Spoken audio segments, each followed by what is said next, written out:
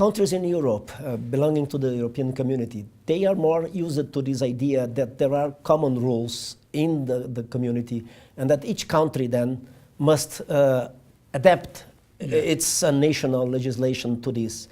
But do you think that this is feasible also in a broader context? If you take the United States or Canada, they have maybe different traditions, and then they have Latin America and Asia.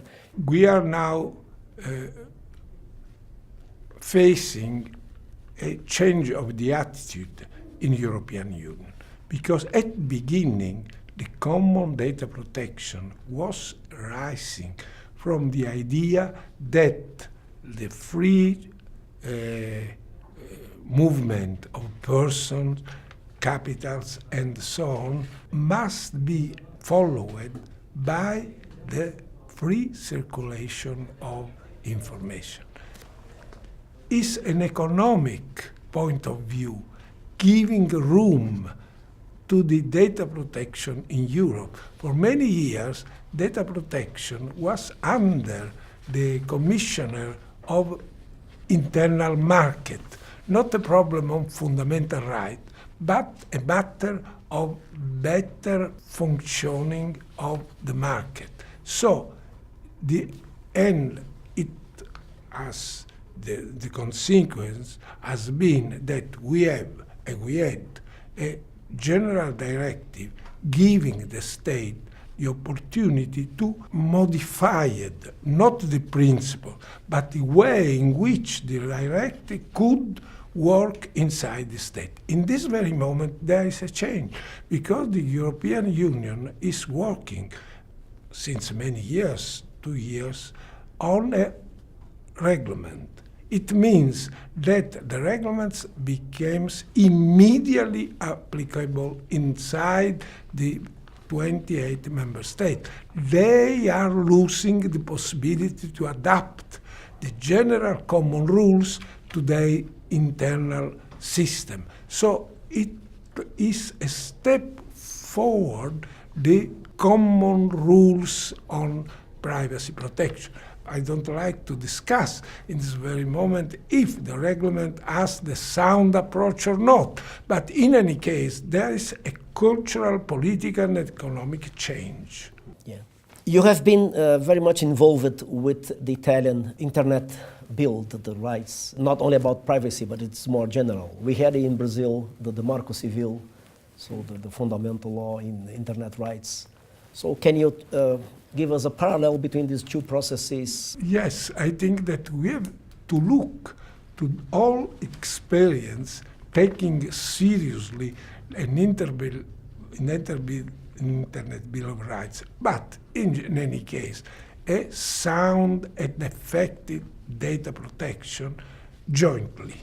I was discussing at the beginning before the Internet Governance Forum, because in Tunis there was in 2004 there was a conference sponsored by the UN about the society information, and it was there that myself and others proposed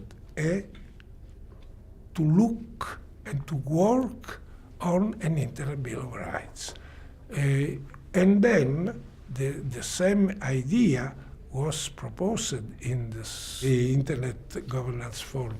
And I think that an important step for discussion was in Rio in 2007, when the Euro Ministry of Culture, Gilberto Gil, and a representative of Italian government signed a joint declaration on Internet Bill of Rights. I don't like to look at the reasons why this important declaration was stopped, but on the Italian side mainly. At the time there was not in the government, in the Italian politics, an awareness of the importance of an Internet Bill of Rights. But we were continuing in insisting on the necessity, the importance of an Internet Bill of Rights. And the discussion was difficult for two reasons. One is cultural, but mainly it's connected with security and business interest. They don't like the bodies involved in national security, the bodies protagonists of the business affairs don't like data protection. But I was very critical towards this attitude, saying on one side that security, if it's not followed by adequate guarantees for freedom, equality, can produce delegitimization of the politics, because people perceive the public bodies as authoritarian, even if they accept after September 11, after Charlie Hebdo, after what is happening with ISIS, but at the end they perceive that the state is authoritarian, even if in their own interest, in brackets. Second, the problem of legitimation of the business and of the big subject having technological enterprises working in this world. And I know that in many countries, mainly in the US, there are enterprises selling goods and services and privacy, saying if you are interested in our goods, in our services, you can be sure that after the transaction is ended, we shall cancel your data. Privacy is an economic asset in a competitive market. So the approach is not easy, but in this very moment, this problem is on the stage. Yeah. So that's multi-stakeholder governance. And we're talking about this problem of different positions, political, economic positions of government, of civil society, of academia, and a private sector. Do you believe multi-stakeholder model is something that is worthwhile, that is possible to adopt in other countries? We have successful experience in Brazil, but maybe it was the conditions we found in Brazil that made this possible. Yes. Do you think this is maybe applicable in other contexts? Yes. I would like to go back to a point you raised about the possible parallel between Marco Civil and what is now happening in other areas of the world. I think so. I think that this parallel is possible and is useful. When we started with the drafting of the Italian declaration, we had a seminar in the Chamber of Deputies, where the author of the Marco Civil were there giving to people the information about the importance of the Marco Civil. The Marco Civil has been everywhere in Europe taken into account, seriously taken into account. Second point, the experience, 20 years, principles, and the idea of the multi-stakeholderism. I think that we can look at multi-stakeholderism from two different points of view. First of all, mainly because in this very moment, there is no legitimate public supranational authority having the competence, legitimacy to enact general rules. It means that we can have the possibility to build up a consent, not only about the results of the world, but also through the participation of all people interested in this perspective. So multi-stakeholderism is the sound way for giving all people the possibility to participate into this difficult task. And in many cases, everywhere, if I make only a reference to what is now discussed about the protection of the environment, not the authoritarian way can be followed, because this kind of approach produces more reaction than acceptation. But how can we look at multi-stakeholderism from the point of view of principles? It means not all interest involved in a multi-stakeholder procedure must be considered at the same level. Which is the framework where the multi-stakeholderism is working? If it's for that, maybe this is a personal idea. The idea I am very fond of fundamental rights. But in any case, if the multi-stakeholder approach is used, at the same time, it's necessary to make clear that the common work is inside a common reference, starting with the idea that all interests must be represented, but they are some interests reflecting the values of democracy, the results of a common work coming from, I cannot say from the centuries, but from a long time, that are the boundaries inside we can work. Do you think that multi-stakeholderism may be a means for more direct democratic processes in the future? If we take the Tunis agenda, for instance, we still read there and we see the same expression being used in the WSIS plus 10 review, that governments care about this, keeping this expression about respective roles and responsibilities. Yes. That governments have this special role Yes. in deciding things about internet governance. You rightly have made the reference to the responsibilities.